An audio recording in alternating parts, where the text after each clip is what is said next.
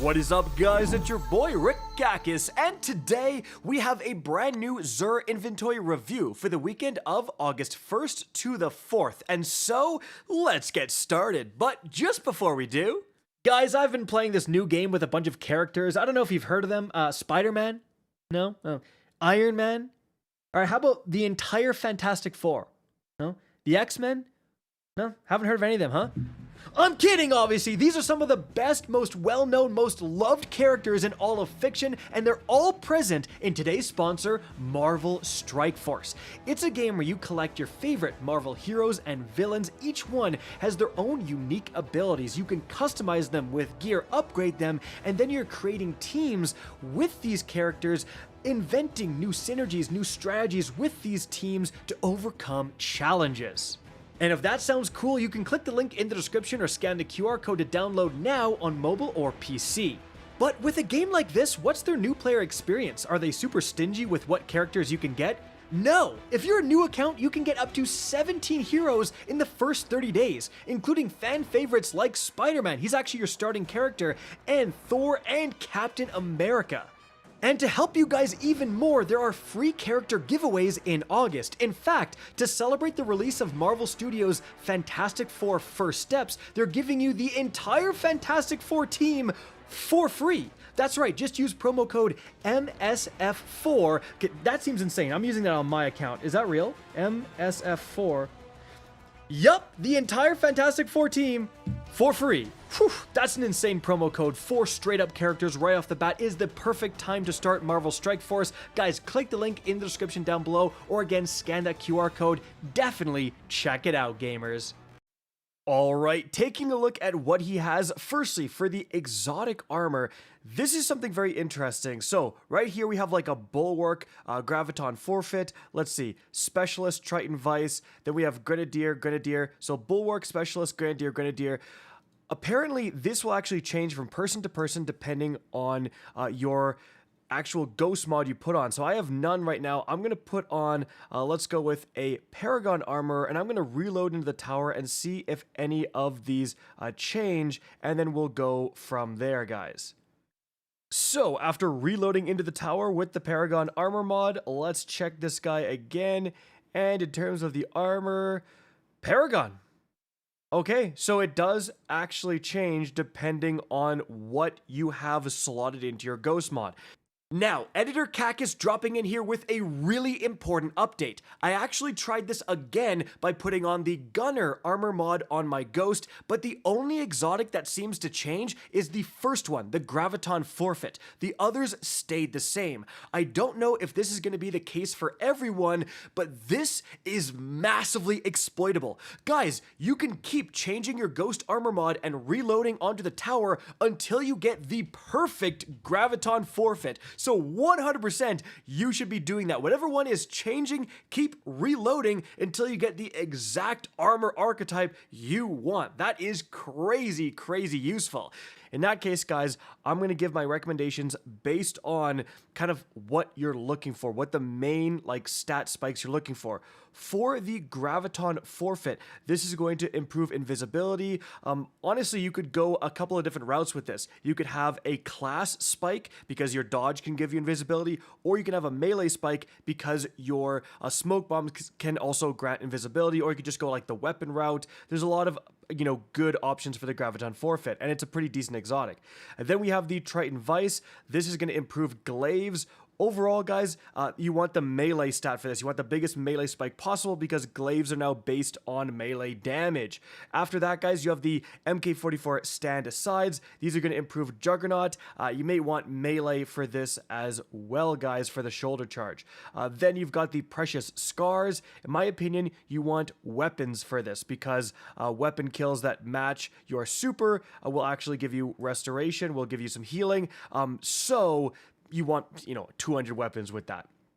After that, Wings of Sacred Dawn kind of open up to you.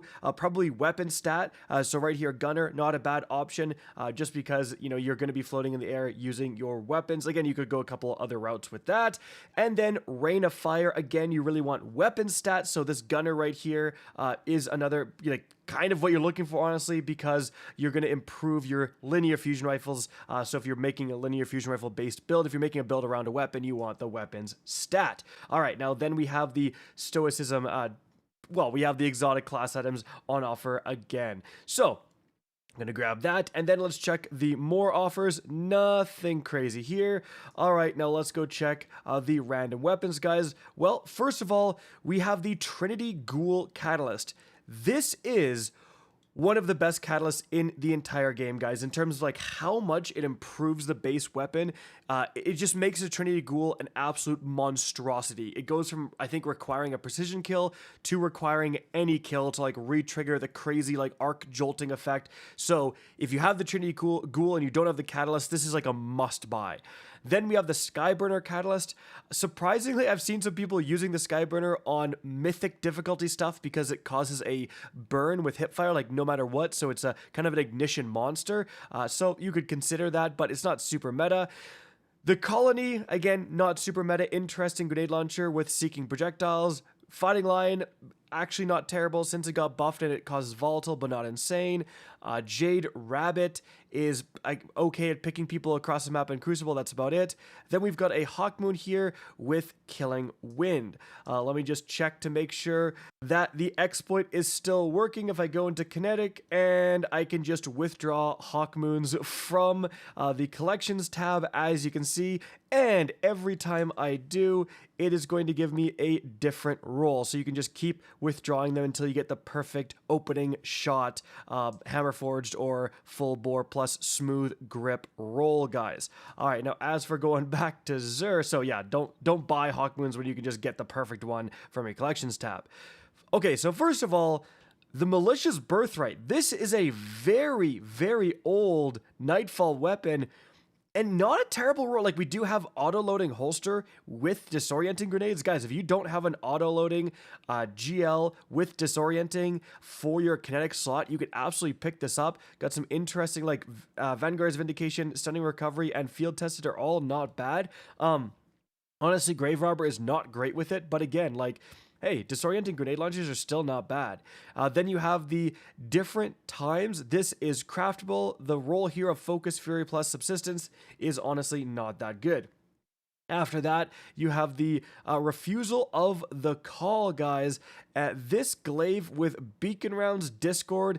Well, this was introduced just last season, right? So it's actually the first, I think still the only strand glaive in the game. Discord's really interesting, refunding ammo. Beacon Rounds, I'm not the biggest fan of, but like not a terrible roll here for those who like it, so you could consider picking this up if you never got a good one last season. Distant Tumulus here. Firing line is going to improve the damage quite a bit, but Genesis is absolutely not what you want. Then we've got the Death Adder here with Disruption Break Subsistence, not really a fan of that. After that, we have a Vantage Point here, Pulse Rifle from last season. This has Jolting Feedback plus Keep Away. Actually not bad. Jolting Feedback is a very good perk. Keep Away with a long-range Pulse Rifle. Honestly, really not a terrible roll there. Then we've got the Threaded Needle, guys, with Demolitionist, Killing Wind, no thank you. We have a Tarantula with Kill Clip, no thank you. And finally, guys, we have a Thin Precipice with Golden Tricorn plus Steady Hands, not very good, guys. So no reason to switch characters right now. Overall, guys, the highlights this week are absolutely just a Trinity Ghoul, and frankly, the fact that he can sell, like, we have dungeon weapons on offer now. So, man, the loot pool for Xur is actually crazy this time around. Like, you never know what to expect each weekend. Guys, that's going to be it for the video. Hope you enjoyed and found this informative. If you did, please remember to help me out by simply rating and especially sharing this video.